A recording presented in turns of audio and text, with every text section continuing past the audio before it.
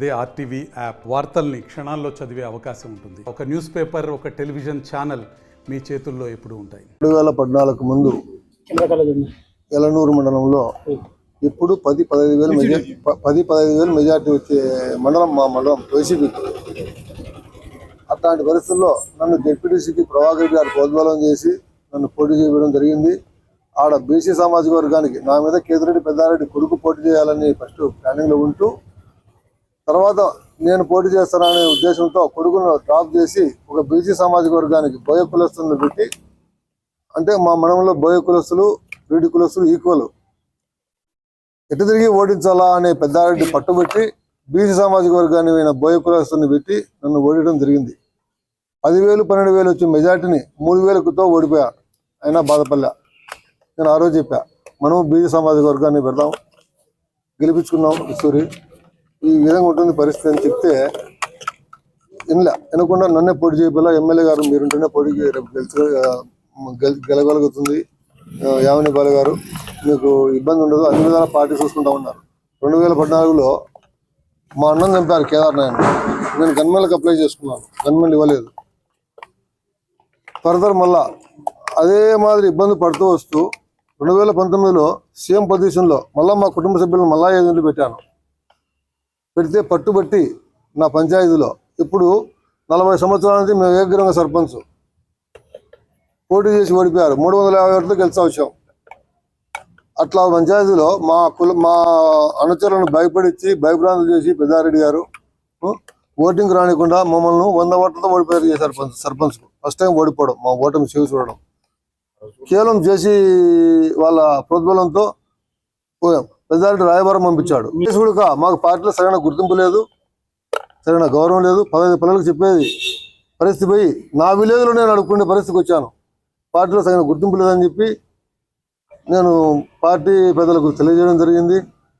Party ఆఫీస్కి పోయి మొన్న 26వ తారీఖు వాళ్ళు చెప్పిన వాళ్ళకందరికీ చెప్పడం జరిగింది. ఈ విధంగానే మాకు అర్థం కావడం లేదు. మాకు సింగనమల కాన్స్టిట్యున్సీలో శ్రావణ ఎమ్మెల్యే ప్రభాకర్ రెడ్డి అనేది అర్థం కావడం లేదు.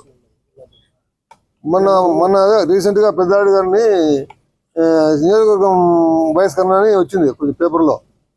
దాని బదులు పెద్దారెడ్డిని జేసీ ప్రభాకర్ రెడ్డిని ఇద్దరిని జిల్లా బహిష్కరణ చేస్తే ఎలనూరు పుట్టూరు మండలాలతో పాటు తాడపత్రి ప్రశాంతంగా జీవిస్తారు.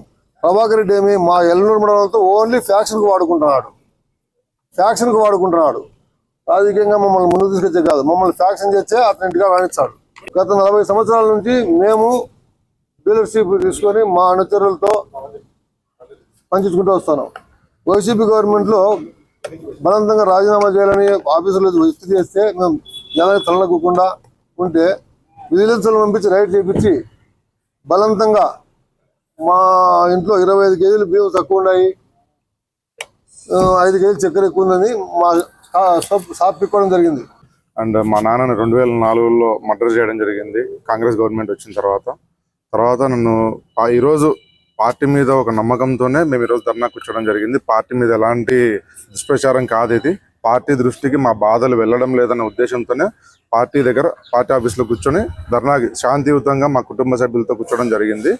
ఈరోజు మా బాధ చంద్రబాబు నాయుడు గారి దగ్గరికి తీసుకెళ్తే న్యాయం జరుగుతుందనే నమ్మకం మాకుంది. ఎందుకంటే నన్ను చదివించిన వ్యక్తి ఆయన చంద్రబాబు నాయుడు గారు.